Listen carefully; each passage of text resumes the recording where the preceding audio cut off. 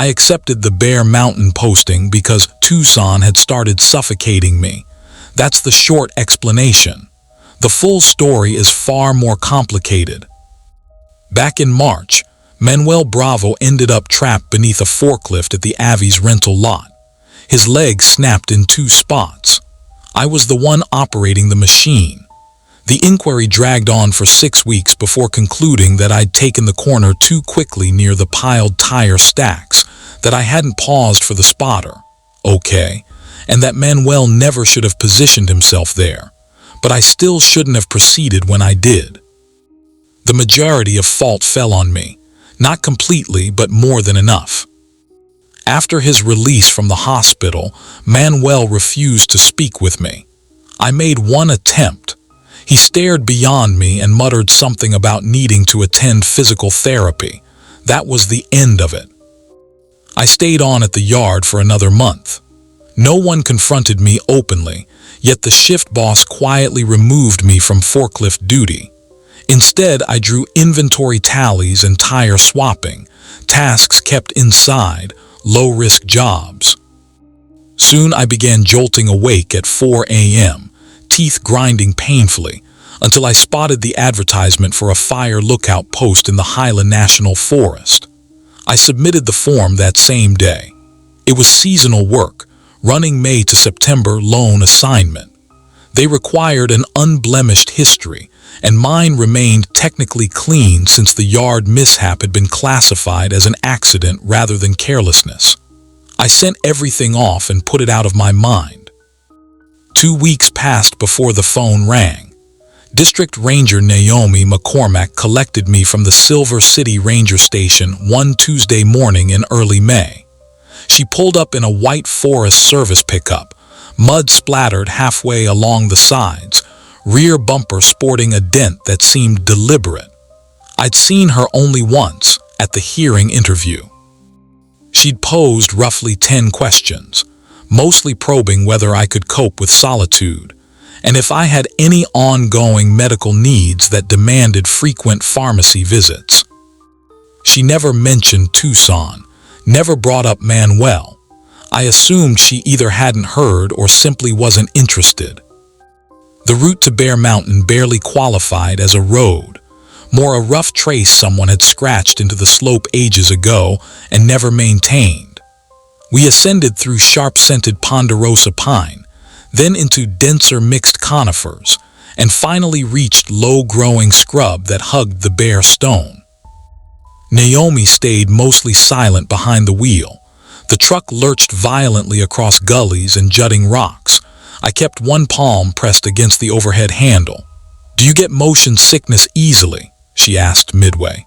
"These roads turn brutal once the snowmelt hits." I didn't inquire what would happen if an emergency forced me back down. It felt like exactly the sort of doubt that might cause her to rethink hearing me. We arrived at the lookout just shy of noon.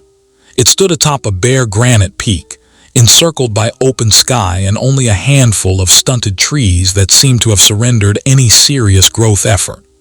The structure rose perhaps 40 feet, white-painted steel framework streaked with rust, topped by a compact cabin. The staircase zigzagged upward in sharp angles. A steady, chilly wind blew even under the strong sunlight.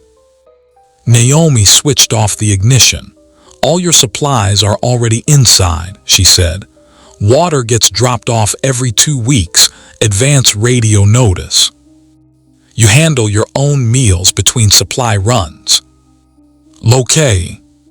She stepped out of the truck and I climbed down after her.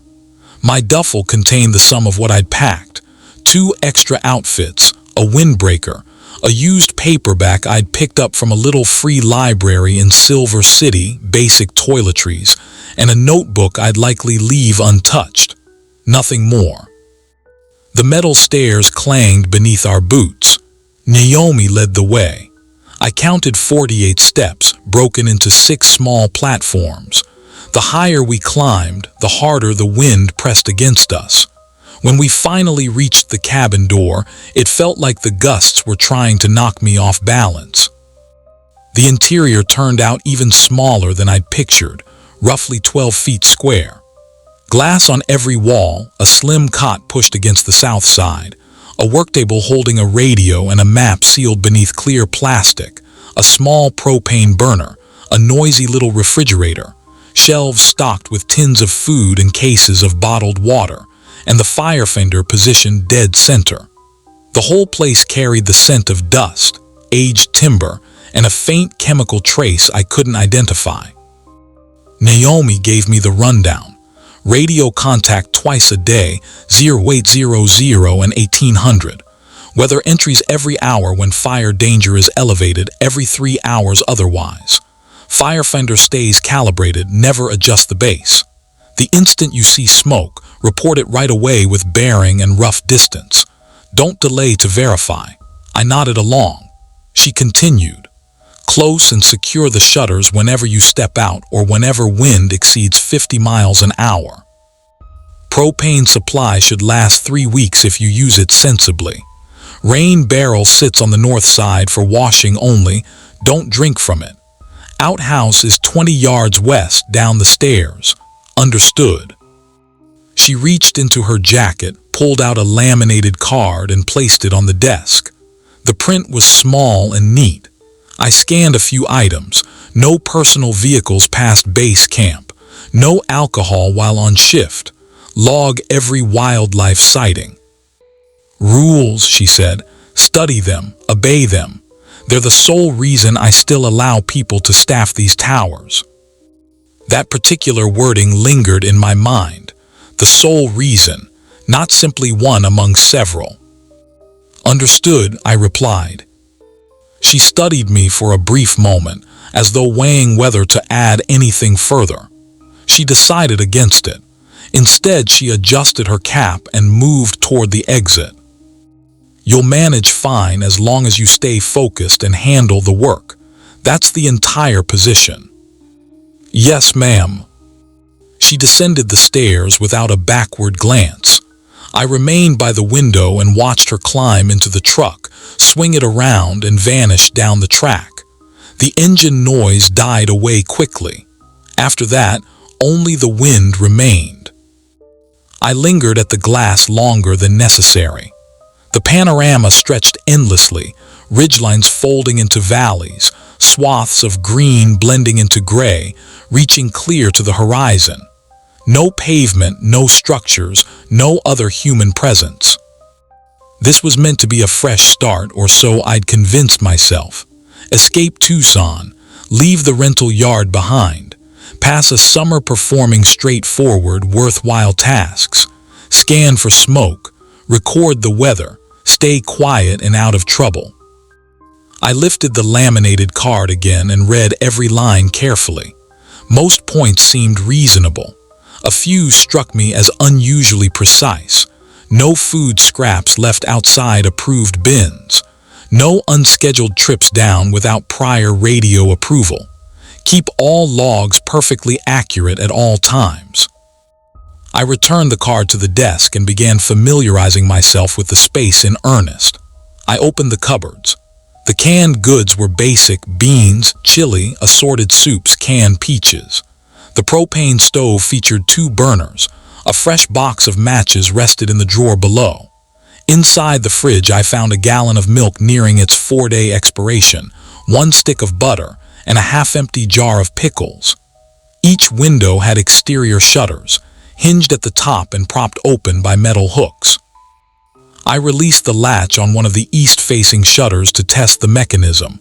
It slammed down swiftly and struck with a sharp clang. I secured it again, then lifted it once more. Straightforward enough. The weather record was a spiral-bound pad resting on the desk. Pages filled with entries stretching back several weeks, each in varying scripts. Readings for temperature, wind velocity, cloud types, and sight distance. I glanced at the outdoor thermometer fixed beside the north window, 53 degrees. The anemometer showed 15 miles per hour steady, with stronger bursts. The sky remained perfectly clear. I noted everything in the log. My script appeared unsteady beside the previous observer's precise lettering. Late in the afternoon, I descended the stairs to inspect the outhouse and get a feel for the surroundings. The facility matched what I'd anticipated: compact, wooden, strictly practical. The door refused to catch properly. I reminded myself to repair it later if I could locate a screwdriver.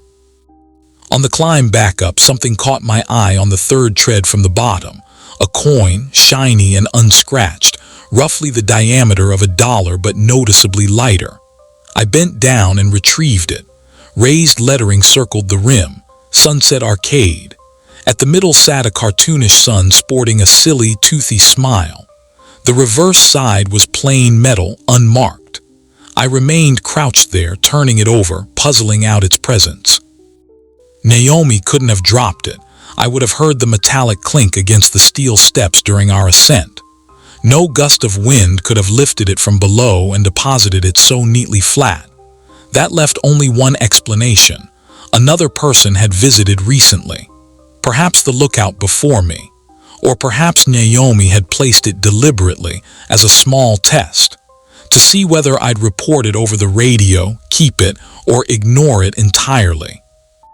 I slipped it into my pocket. Probably a foolish choice, yet fawning her over some stray game token struck me as even more absurd. I finished the stairs and re-entered the cabin. The sun had begun its descent. My watch read 5:47, nearly time for the evening contact. At 6 sharp, I settled at the desk and lifted the microphone. The frequency was already dialed correctly. I keyed the button. Bear Mountain Lookout to dispatch. Radio check. A brief hiss of static, followed by a female voice, younger, more neutral than Naomi's. Dispatch to Bear Mountain. You're coming in loud and clear. Everything all right up top.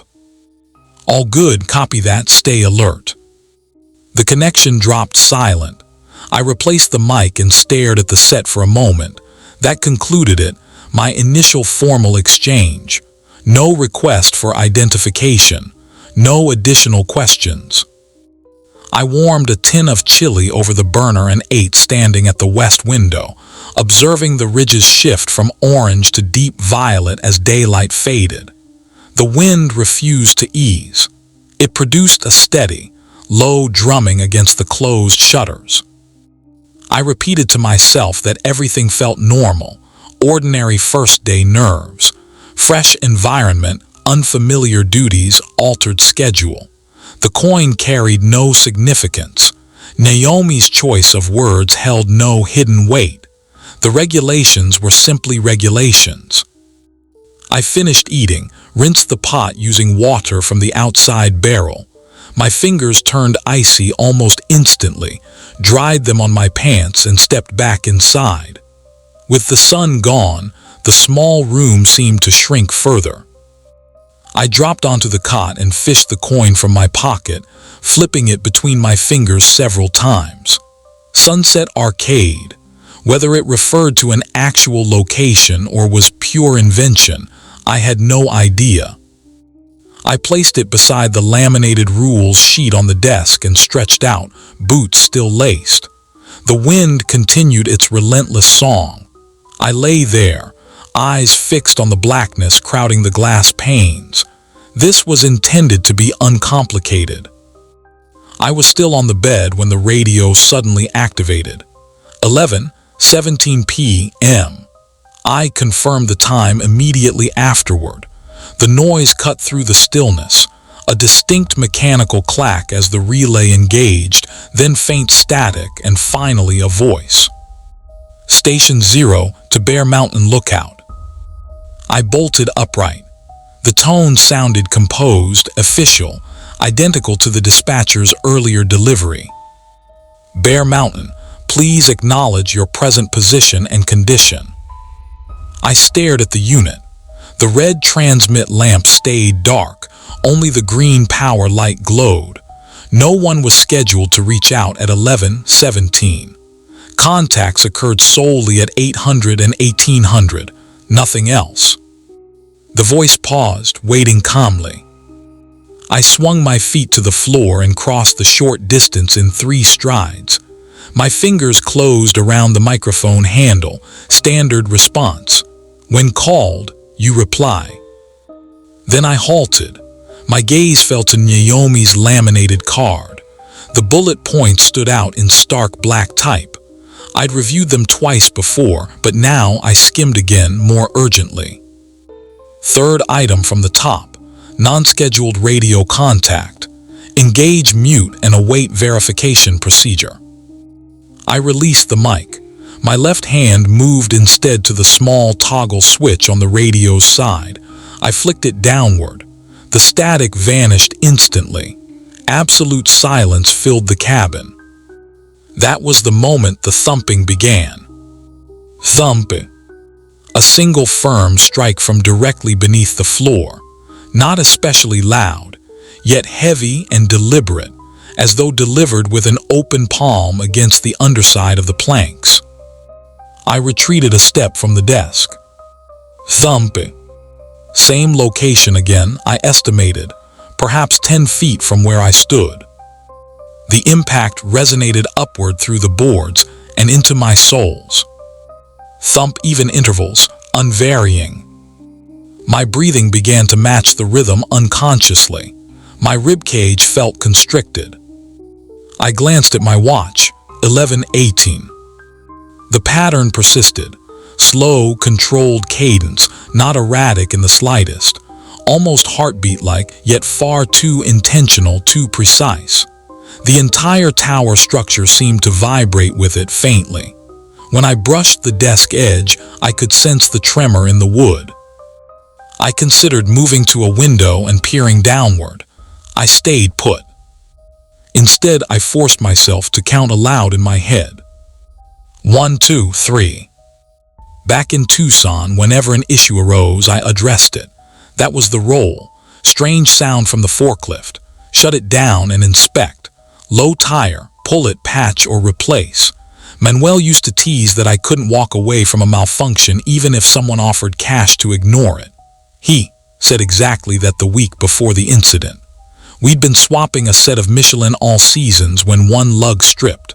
Rather than reach for a spare, I spent 20 minutes wrestling with a drill bit and extractor. He'd chuckled and warned I'd one day get myself killed trying to force open something that refused to budge. He wasn't chuckling anymore after March. 4, 5, 6. The rhythm of the thump stayed perfectly consistent. No acceleration, no deceleration, just that same steady impact repeating. I felt the urge to flip the mute switch back, grab the microphone, and demand what Station Zero actually wanted, who they even were. But the laminated card had been explicit. Wait. So I waited.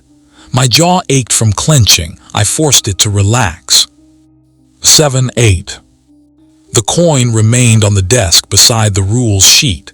In the beam of my headlamp, the cartoon sun kept up its idiotic grin. I'd left it there after eating.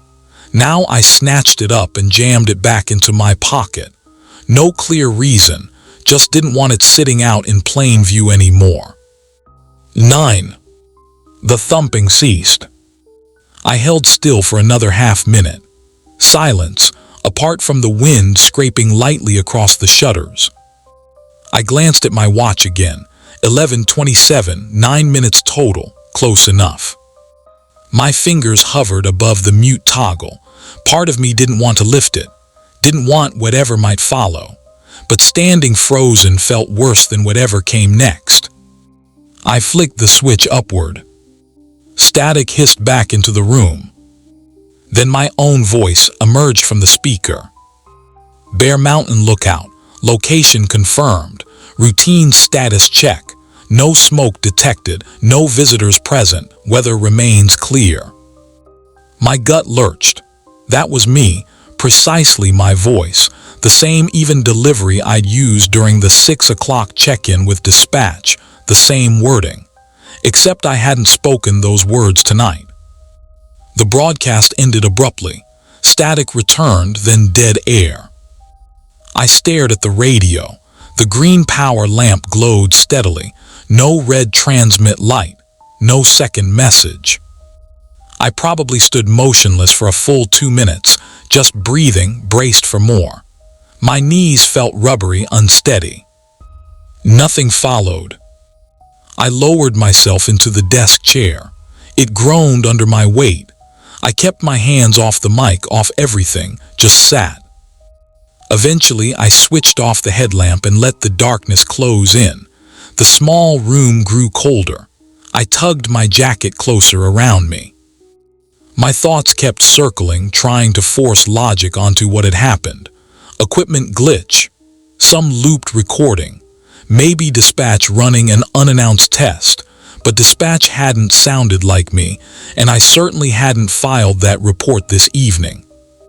I thought again about the coin, about Naomi's comment that the rules were the only reason she still had people willing to staff these posts. Sleep never came. Dawn arrived under a flawless sky. At 6:30, the thermometer read 49 degrees. Wind held steady at 12 miles per hour. Visibility stretched infinite, layer upon layer of ponderosa pine and exposed granite rolling westward. The relief hit unevenly but genuinely. Sunlight turned the cabin ordinary once more. Propane stove, shelves of tins, weather log, all exactly as they should be. I boiled water for instant coffee and drank it plain, standing at the east window. My hands shook less than I'd feared. At 800, I made the scheduled check-in. The same younger dispatcher from the day before responded. "Bear Mountain, you're clear." "Clear," I answered. That was the whole exchange. Afterward, I dragged the logbook closer and turned to a fresh page. The prior lookout's tidy entries still filled the lines above mine. Precise times, temperatures, brief observations. I wrote the date. Then 2317 HRS, radio anomaly, non-scheduled transmission received. Followed mute and wait protocol as per posted card. I studied the words. Anomaly wasn't accurate, but it was the closest term I had. I recapped the pen and shut the book. The rest of the morning passed in methodical scans. I divided the panorama into quadrants and swept each one slowly with the binoculars Naomi had left in the top drawer. Nothing stirred except tree branches in the breeze. No smoke plumes, no distant haze, just evergreen, stone, and endless blue. Around noon, I forced myself to eat. Straight from the can, peaches and syrup. They tasted normal. The coin stayed in my pocket. I never pulled it out, yet I felt its weight constantly, too heavy for what it was, pressing into my thigh with every shift of my leg. I kept repeating to myself, just a piece of metal, some forgotten arcade token left behind by whoever was here before, nothing meaningful. My hand still drifted to the pocket every few minutes, confirming it was still there. I needed something to occupy my fingers. Not that I truly lacked tools. I had 2 pens right in the drawer, but my mind latched onto the idea of a pencil. Anything to keep my hands busy besides staring at the radio or patting my pocket for the 1,000th time. So I began opening drawers. The desk had 3. Top, the pens, a roll of duct tape, a compact first aid kit still sealed in plastic. Middle, binoculars, a compass inside a worn and cracked leather pouch, unopened pack of AA batteries. Bottom drawer resisted at first. I had to jiggle it before it slid free. Inside lay several folded topographic maps for the district, creases worn almost to tears from repeated use. I lifted them out and set them aside. Beneath, 4 loose D-cell batteries rolling around, a full box of wooden matches. And at the very bottom, a separate spiral notebook with a green cover. Block letters across the front read FireLookout log, but not the current one. The active log sat open on the desk where I'd been writing. I drew this older notebook out and opened it. The handwriting inside differed sharply from the careful script in the present log. Smaller letters, more cramped, some characters mashed close together as though written in haste or under pressure. The first page bore the name Jay Kellerman, with entries spanning May to September of the previous year, mostly routine observations, temperature logs, wind velocities, cloud patterns that grew monotonous after a few pages. Scattered cumulus to the northwest appeared at least 20 times during the opening month. I skimmed ahead, hunting for entries that broke from the weather pattern. June 7, deer spotted at trail intersection, 6:20 hours. June 19, propane resupply by Ramirez. July 2, suspected smoke on ridge observed for 40 minutes, confirmed as legal campfire at designated spot. My thumb flicked the pages onward. July, then August. Nothing beyond standard records, supply notations, and the same meticulous style I'd been using myself. Kellerman had been diligent, credit where it was due. Then I reached August 23. The line was underlined twice, pressed so forcefully the ink had bitten into the paper, leaving a faint ghost on the sheet below. If you pick IT up, it knows your hand. All capital letters. No lead-in, no follow-up explanation. The very next entry, August 24, returned to routine. Temp 67 degrees, winds W, clear skies. I reread the warning. My fingers drifted to my pocket. The coin rested there, smooth, circular, warmer than body heat alone could account for. I'd spotted it yesterday on the stairs, perfectly centered on the tread, gleaming spotless, and scooped it up on instinct. The message felt directed at me personally. I stood frozen, clutching the old logbook, staring at those stark capitals while my jaw clenched again without my say-so. I had to consciously relax it. Likely meaningless. Kellerman might have had an off day, got rattled by solitude, jotted something cryptic the way isolated people sometimes do, probably harmless. Except Naomi had used past tense when she said the rules were the only reason she still had staff up here. And here I was, reading notes from a lookout who no longer held the post, someone who'd gouged a warning deep enough to mark the page beneath. I snapped the notebook shut, slid it beneath the maps and batteries, and pushed the drawer closed, stood up. The cabin seemed to press in tighter. My watch showed 11:43. I'd spent the morning scanning horizons, performing duties, behaving as though everything was ordinary. The coffee mug sat untouched beside the current log where I'd written radio glitch, like that phrase could contain what happened. The coin weighed in my pocket, checked every few minutes, and now Kellerman's words looped in my skull alongside everything else. I decided to inspect the bare box.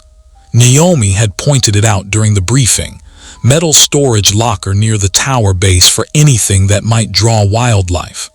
I had no scraps yet, but the task would get me outside into fresh air and prove the stairs were ordinary metal and the woods were ordinary woods. I shrugged on my jacket despite the mild temperature and opened the hatch. 48 steps down, 6 landings. I counted again automatically, the same way I'd counted the thumps the night before. 9 thumps, 9 counts, and I'd stood paralyzed instead of investigating the source, not repeating that mistake today. The bare box rested roughly 15 feet from the tower footing. Green painted steel, about 3 feet high by 4 wide, secured with a heavy-duty latch that demanded a simultaneous push-in twist motion.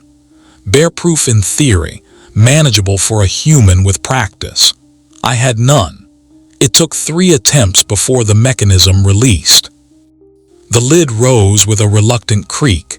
Inside, empty. Spotless except for a few withered leaves drifted into one corner. I let the top fall shut and straightened, sweeping my gaze around. Ponderosa trunks everywhere, some near enough to reach out and touch. Granite boulders piercing the earth where the grade steepened. Outhouse 20 yards west, door still misaligned, no motion beyond branches swaying in the breeze. All ordinary. I pivoted back toward the tower.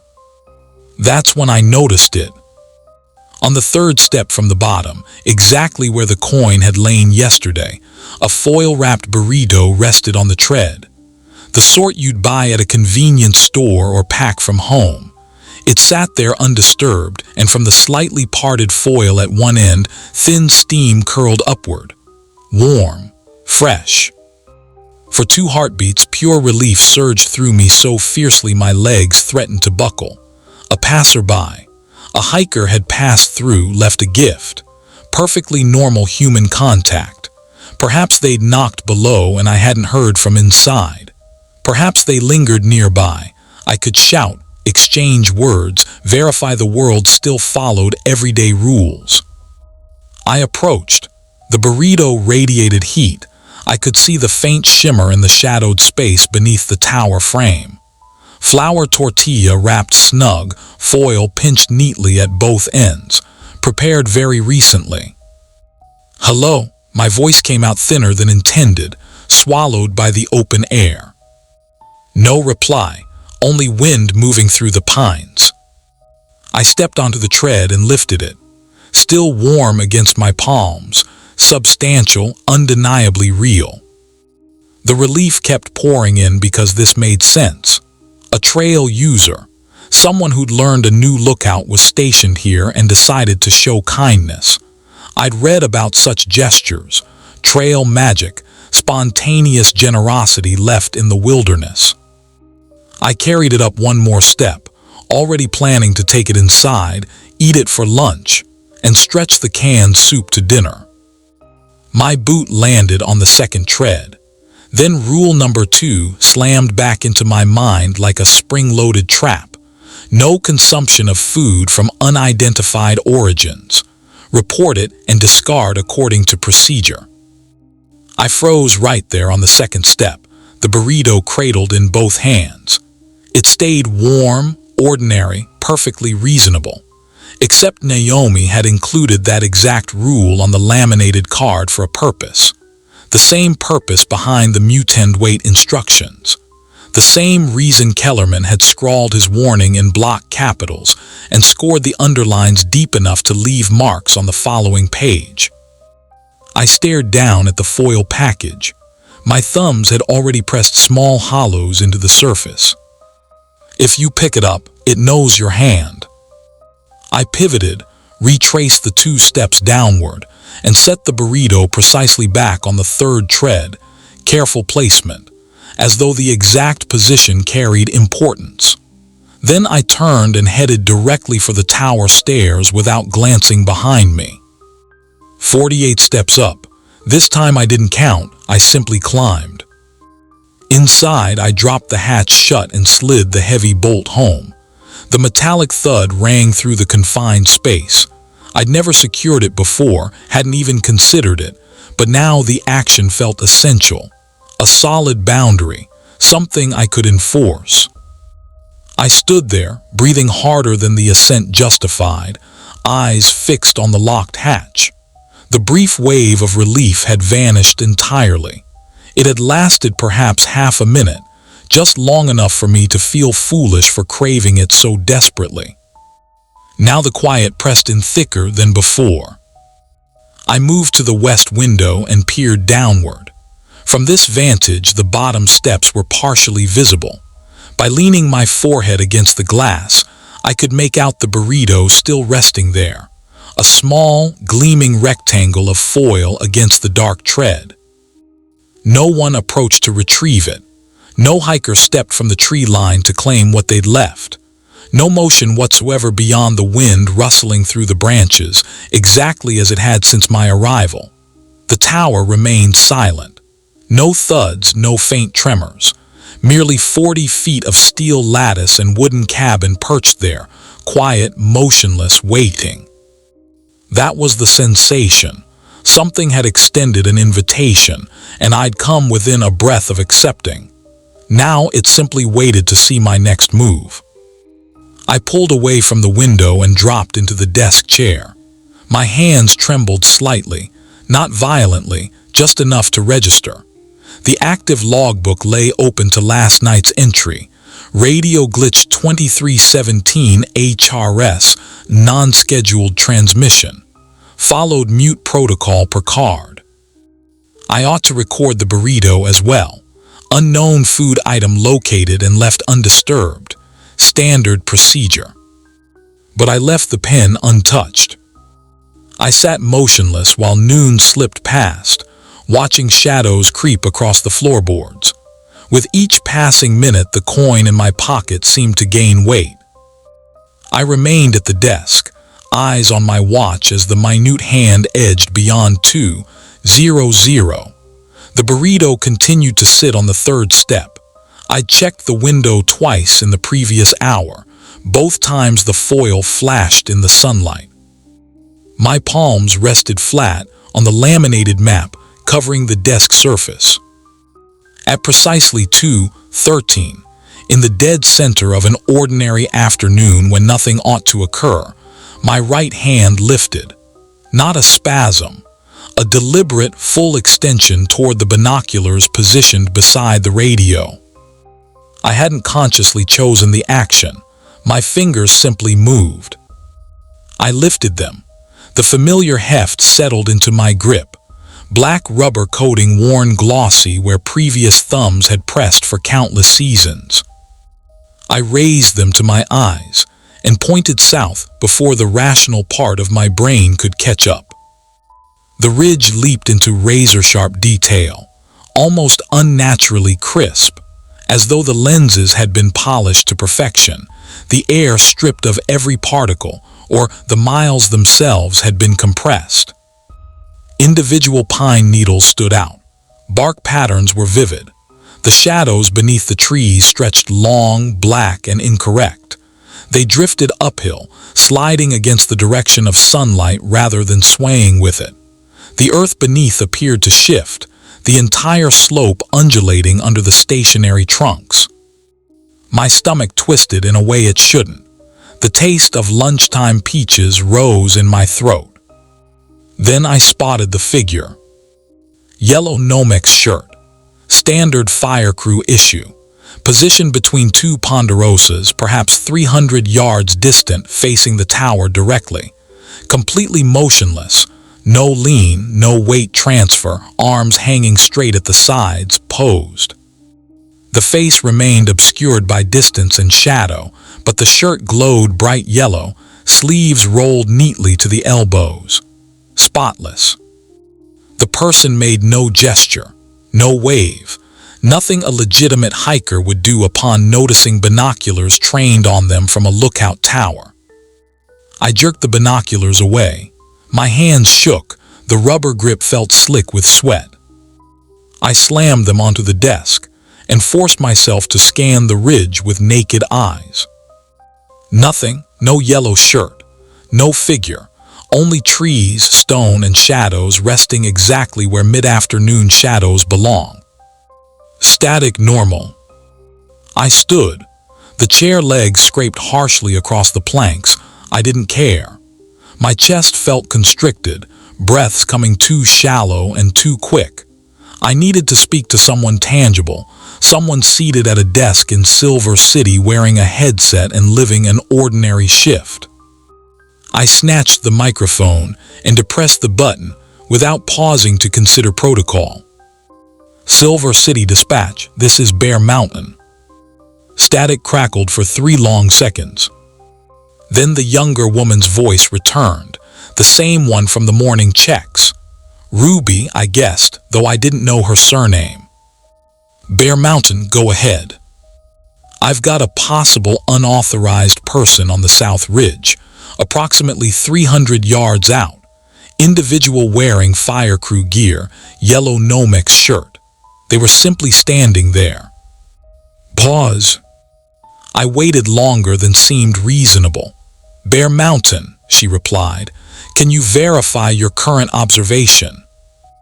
I glanced out the south-facing window once more, still nothing there. Negative. I spotted them through the binoculars just a minute back. They vanished now. Another break in the exchange. Faint keyboard taps echoed behind her words. "Bear Mountain, there are no team members deployed near you. No firefighting efforts, no path maintenance groups, no controlled burns within 5 miles of your site." I'm certain of what I observed. Probably just a trekker, outside our authority unless they're igniting something. Her delivery remained even, professional dispatch style. Any smoke visible? No smoke, but this individual had on department equipment. Nomex shirt, regulation type. Army surplus outlets stock that gear, Coleman. Trekkers pick it up for its toughness. She pronounced my surname as if pulling it from a display. "If they reappear and pose a risk, notify us. Otherwise, stick to your primary responsibilities." My teeth ground together. I recalled the burrito on the tread, the token in my jeans, the pounding beneath the planks the previous evening, the shadows creeping upward against logic. What about Station 0? The static shifted subtly. Hard to pinpoint, but it grew denser, more oppressive. Ruby's tone returned softer. "Careful, repeat that." "Station 0. The contact I received last night at 23:17. Unsolicited message requesting my position and condition." Dead air, 5 seconds, 10. "Dakota." She switched to my given name, dropping Coleman. "Do not mention that term over an unsecured line." My inside sank. "So you recognize it?" "I recognize that you must adhere to the mute procedure for any irregular incoming transmission. End of discussion. That's all I'll address on this band." "Bear Mountain, this is Ruby. Observe proper radio etiquette. Reach out to dispatch solely for weather updates, fire sightings, or health crises. Confirm." I jammed my thumb onto the transmit key. My grip still trembled. Confirmed. "Keep vigilant, Coleman." The link severed. Static flooded the small room.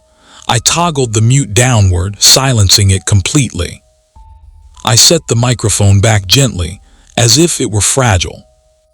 Ruby was aware. She understood what Station 0 signified and didn't want the label broadcast where an unintended listener or entity might catch it. That wasn't bewilderment, not administrative frustration. It was dread. Which confirmed this wasn't imagination, not pressure, not loneliness, not me unraveling from the burden of Manuel's incident, the remorse, or sleepless nights. This was genuine, infiltrating the communications, the structure, whatever fragile barrier divided standard Forest Service tasks from the nightmare unfolding on this peak. I sank into the chair and fixed my gaze on the radio. The green indicator shone constant. The red transmit bulb stayed off. Beyond the glass, the ridge remained vacant. The burrito lingered on the step. The token pressed against my leg, warm in my pocket. And somewhere to the south, hidden in the foliage I could no longer spot, a figure in yellow attire stood utterly immobile, anticipating. I resolved to attempt strict compliance. It was the only logical option remaining. At 6:30, once the sun sank past the western ridge and the air began cooling, I retrieved the token from my pocket. The metal retained heat from resting against my skin all day.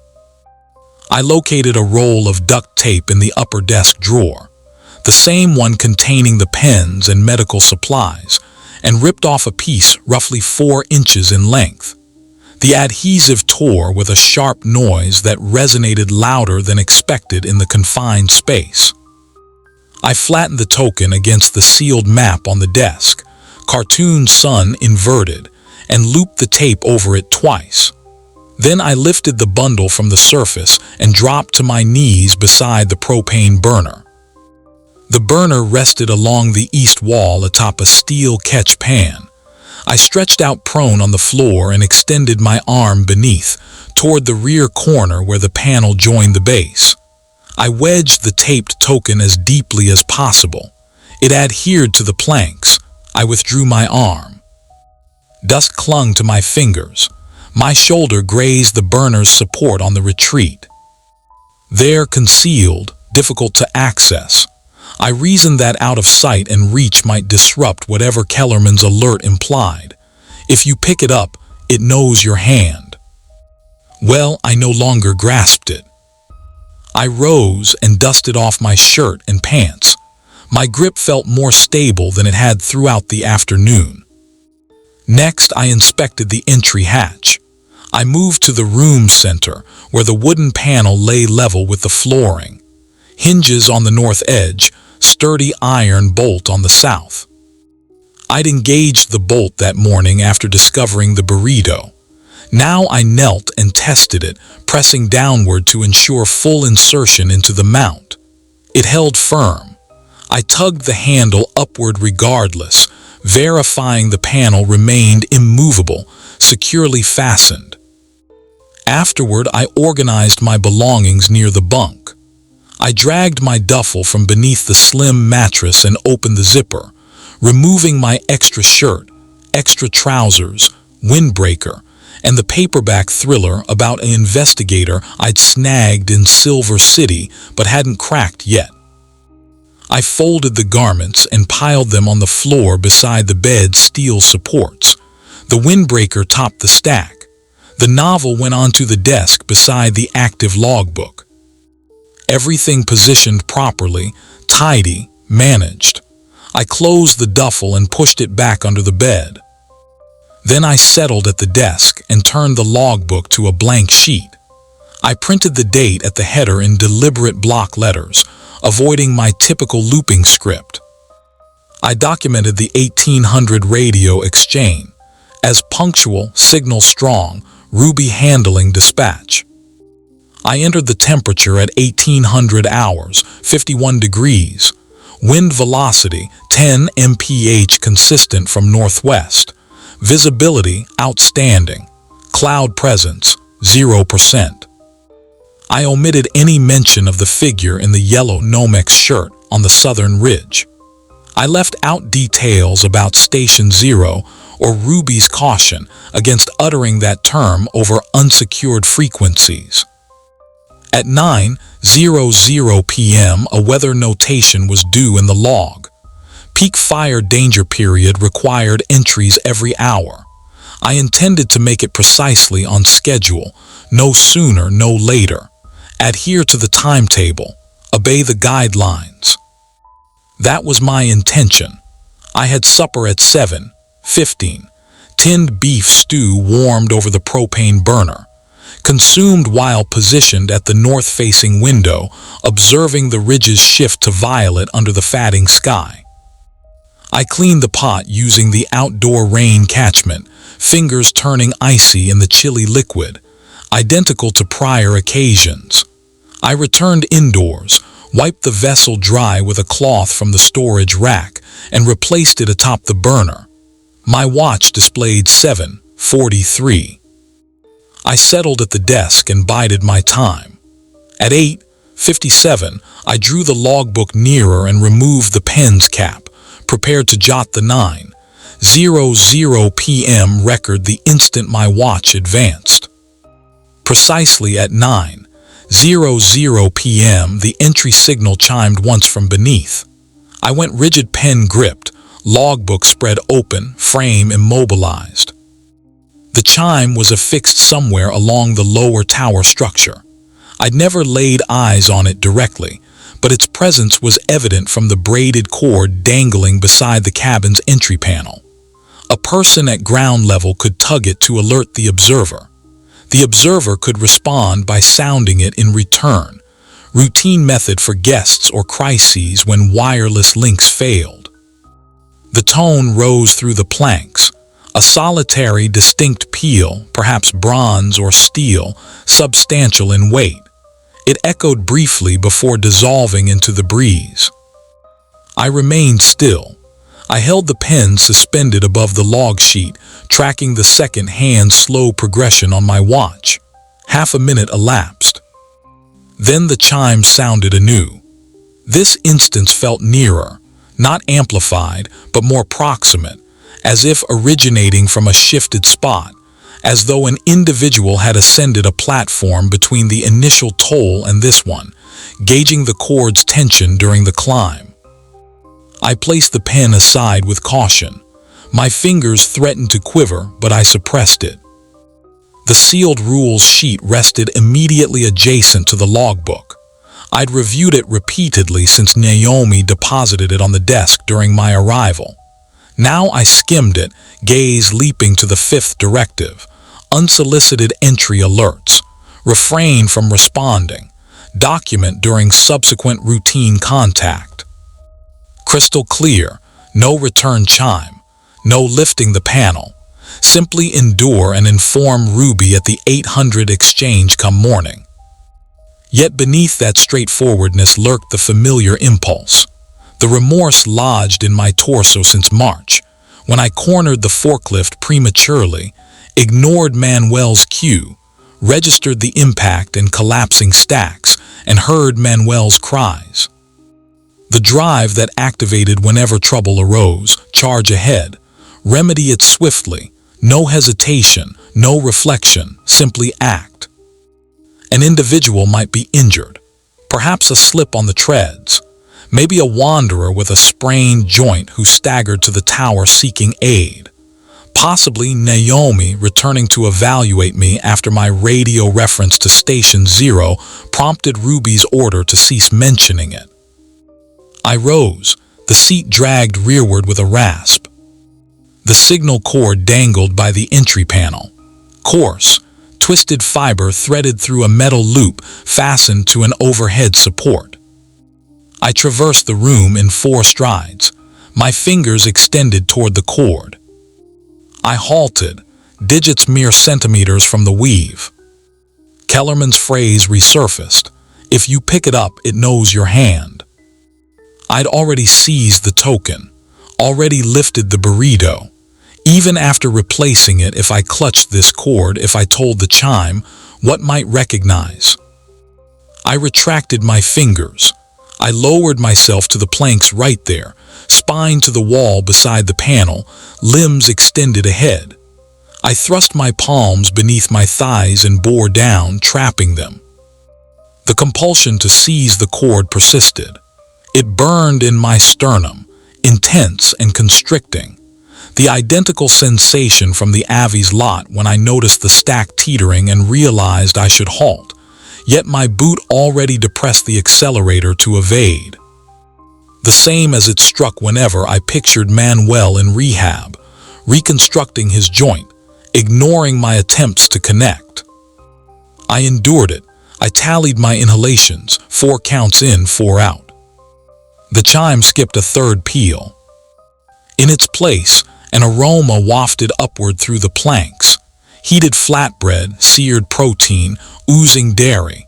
The precise odor of the burrito I'd discovered on the 3rd tread that morning. The one I'd abandoned and neglected to revisit. It carried an appealing, reassuring quality.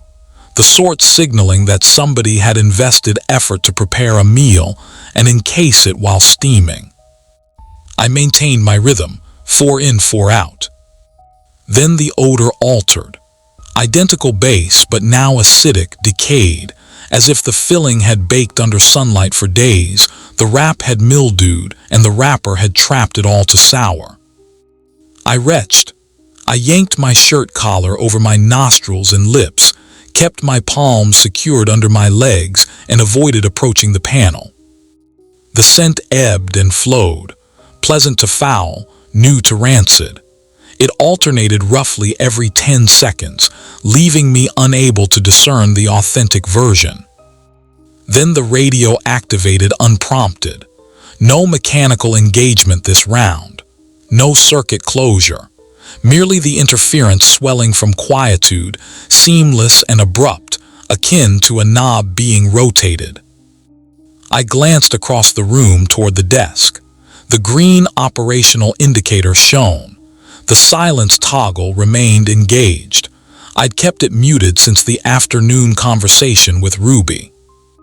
The interference ceased. Bear Mountain Lookout, District Ranger McCormack here. Naomi's timbre, precise inflection, precise rhythm, official, terse, devoid of cordiality. My vehicle veered off the entry path about 2 miles downslope from you. I'm unharmed but incapable of contacting base. I require you to sound the entry chime for search teams to pinpoint the tower and locate me prior to nightfall. Respond. I fixed on the unit. The red broadcast lamp stayed dark. The mute control held its position. I heard Naomi's words repeat. Coleman, I'm aware you're receiving this. Sound the chime. Direct command. Recovery teams are en route, but they require the audible marker to zero in on the tower amid poor sightlines. Activate it immediately. My palms remained trapped beneath my thighs. I stayed put. Beneath the propane burner, a faint rustling emerged. Not sharp, merely a gentle scrape. Like parchment sliding over timber, as if an object was tugging the adhered map fragment I'd affixed there, as though digits were lifting the adhesive from underneath. I fixed my gaze on the radio. Naomi's speech had ceased. The interference returned, faint and constant. The rustling persisted, measured and intentional, the noise of the map fragment being drawn gradually toward the burner's rim, where illumination could touch it. I remained seated on the planks, palms secured, fabric covering my features, refusing to approach the chime. I avoided activating it. Instead, I lowered to all fours and crept toward the work table, fingers splayed on the boards, my pack brushing my arm as I edged past the bunk. My timepiece showed 9:02. The chime had tolled twice. I reasoned that if 9 minutes had sufficed the prior evening, perhaps it could again. Maybe that formed part of the pattern. I arrived at the work table, hauled myself upright via the seat's support, and disengaged the silence toggle. The interference vanished abruptly. I positioned myself with my spine to the work table, head oriented toward the north pane, away from the entry. I resolved not to glance at the entry. My timepiece indicated 9:03. I began mentally tallying seconds, 1,000 to 1,000.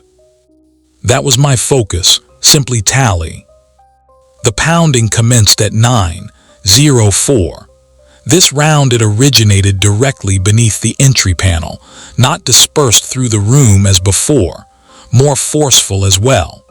The initial strike jostled the propane burner sufficiently to shift the vessel atop it. The next jarred the work table at my back, causing an item in the compartment to slide ahead. I continued tallying, 47 1,000, 48 1,000.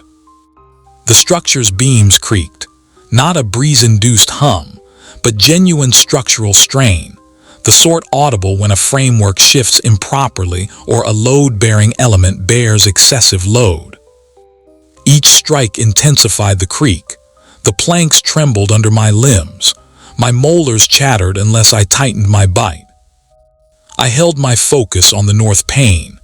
The glass mirrored the propane light fixture on the rack behind me, a mild amber radiance. I concentrated there, tallied. 112 1,000, 113 1,000. The chime told a third instance at 9:06. Then it refused to halt. It devolved into quick, erratic clangs, metal striking metal in groups of 3 or 4 peals, followed by a brief lull, then resuming. An entity was agitating the cord, not drawing it evenly, agitating it vigorously and rapidly, as if frustrated by my lack of reply. The pounding beneath the planks maintained its unhurried, calculated tempo. Yet now the chime grew desperate. Peel, peel, peel, break. Peel, peel, peel, peel, break. My mental count disintegrated. I attempted to resume. 201,000 or perhaps 220. Uncertainty gripped me. The entire room vibrated. The bunk grated along the partition. The light fixture on the rack clattered in its holder. I feared the structure might disintegrate, vibrate apart and plummet 40 feet with me enclosed. I clamped my palms over my ears and directed my features toward the north pane. The mirrored light blurred. Tears might have formed. I couldn't confirm. At 9:11, the pounding ceased. The chime persisted for an additional half-minute before falling silent as well. The room returned to stillness, save for the external gusts and my respiration. I removed my palms from my ears. My timepiece read 9:12, 9 minutes, near enough. I lingered on the planks for another minute, perhaps two. Then I crept back to the radio and verified the silence toggle, still engaged, still mute. I preserved that setting. I positioned myself at the work table and regarded the logbook. The 9:00 p.m. weather notation awaited, readings for heat, breeze velocity, sky conditions. I avoided lifting the pen. My grip trembled excessively, and I doubted what words might emerge. Instead, I centered on the single element within my command, the token. It remained secured beneath the burner. I'd concealed it to eliminate its influence, to sever whatever Kellerman's caution implied. But it lingered in the room nearby, still linked to me since I'd claimed it. That was the issue. I'd claimed it, and now it recognized my touch, whatever the implication. Concealing it under the burner proved insufficient. I required it eradicated, fully removed, away from the structure beyond grasp. I rose and approached the propane burner along the east partition. A dual-element model, pale enamel marred by oxidation, perched on a steel base roughly knee-level. I seized the base on either side and dragged. It inched forward about 8 inches, support screeching against the timber. I knelt, pressed my face to the planks, and extended my right arm into the space, probing the rear angle. My digits located the border of the adhered map fragment in the far nook. I grasped it and extracted. The adhesive detached from the board with a tacky tearing noise. I straightened the token still affixed to the map section, cartoon sun inverted, ensuring my flesh avoided contact. I sought a receptacle, an item to enclose or at minimum seal. I moved to the rack beside the cooler and retrieved a discarded soup tin from the waste sack. Campbell's chicken noodle, wrapper partially stripped. I expelled a few lingering droplets and placed it on the work table. Then I detached the token from the map, gripping solely the adhesive borders, and let it fall into the container. It struck the base with a faint metallic ping. I scanned for a cover. None available. I retrieved the duct tape from the compartment and ripped a lengthy segment, affixed it across the tin's opening, then encircled another length around the edge. Imperfect, adequate. I needed to remove it from the structure. Descending in the blackness wasn't an option, not with whatever had tugged that chime potentially lingering below. But I had cord available. I yanked open the lower desk compartment and rummaged beyond the charts and power cells until I located a bundle of bright nylon line, likely 50 feet long, intended for crisis situations or securing panels. I snatched it along with my folding blade from my coat's compartment. Then I moved toward the entry panel. I hovered above it briefly, eyeing the steel latch. I'd engaged it that morning.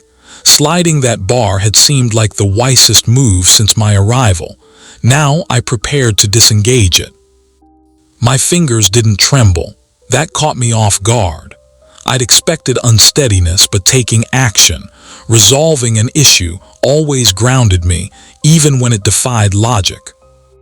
I withdrew the bar. It grated free with a metallic rasp. I seized the panel's grip and raised it. Chilly currents surged inward, carrying scents of evergreen and stone mingled with another note, cloying and off-kilter. The burrito. It persisted on the third tread below, decaying or retaining heat, or engaging in whatever unnatural process it followed. I avoided glancing downward. I threaded one tip of the cord through the tin's opener loop. It was an outdated design with a triangular punch mechanism, featuring a small metallic ear on the edge. I knotted it twice, cinched it secure, then paid out the line through the opening. The tin swung beneath the gap, swaying gently. I continued releasing cord palm over palm, descending it beyond the deck, past the initial platform. I lost visual on it, yet sensed the pull on the strand. After dispensing perhaps 30 feet, the burden abruptly felt suspended freely, merely oscillating in empty space.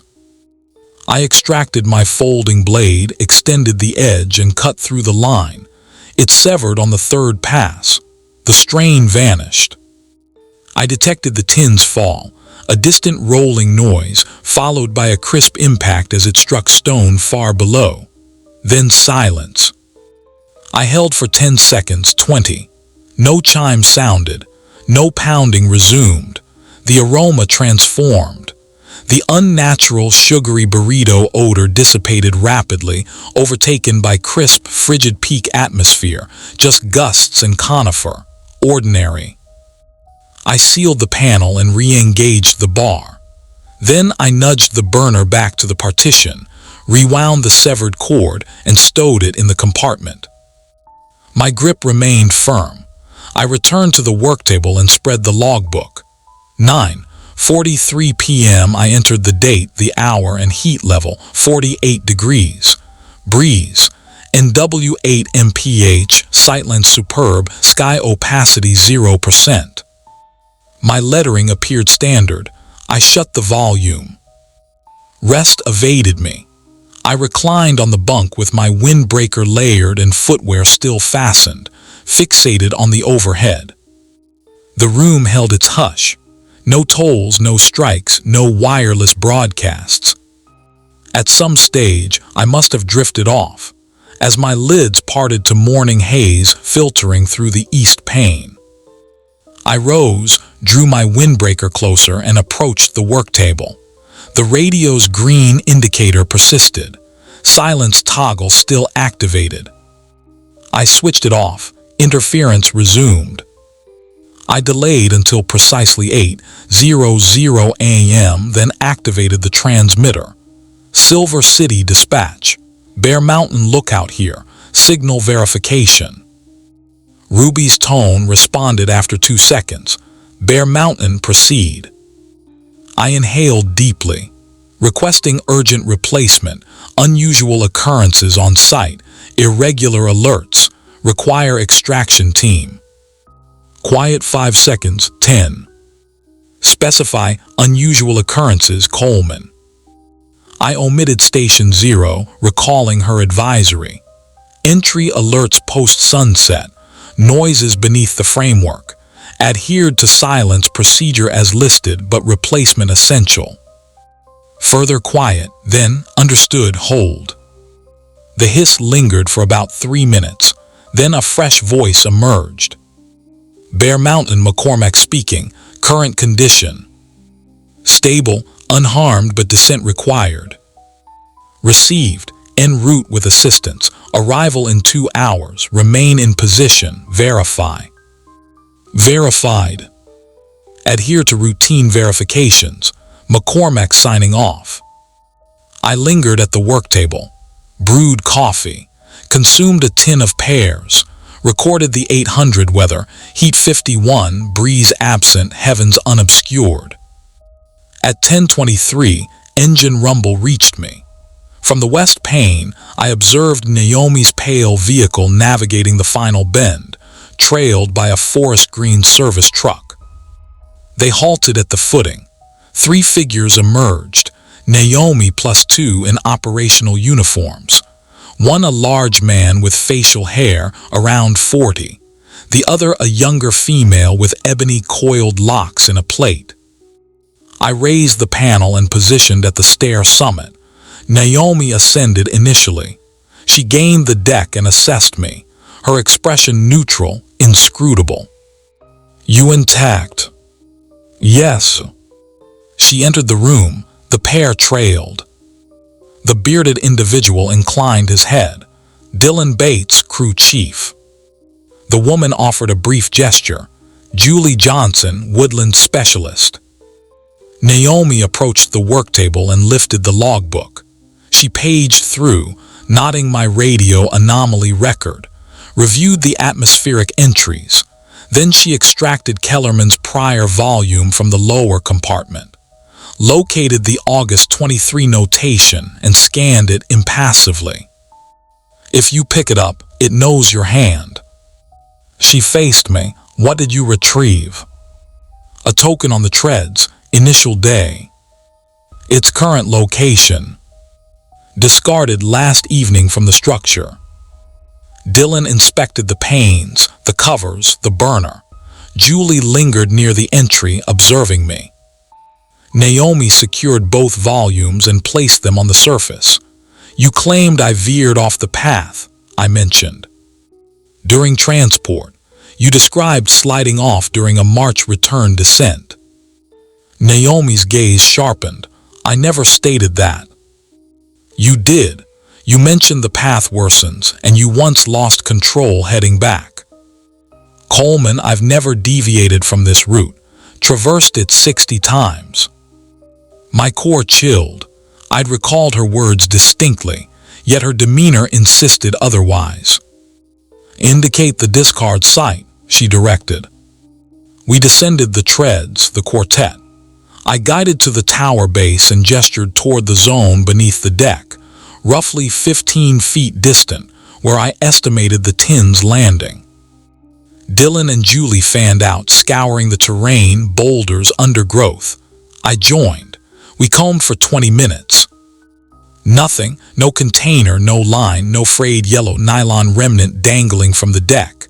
Soil undisturbed, no collision trace, no token. Julie addressed Naomi. "Empty here." Naomi pivoted to me. "The burrito, you reported discovering one." I indicated the third tread. We ascended. The surface gleamed bare. Pristine timber, absent foil, absent meal, absent residue.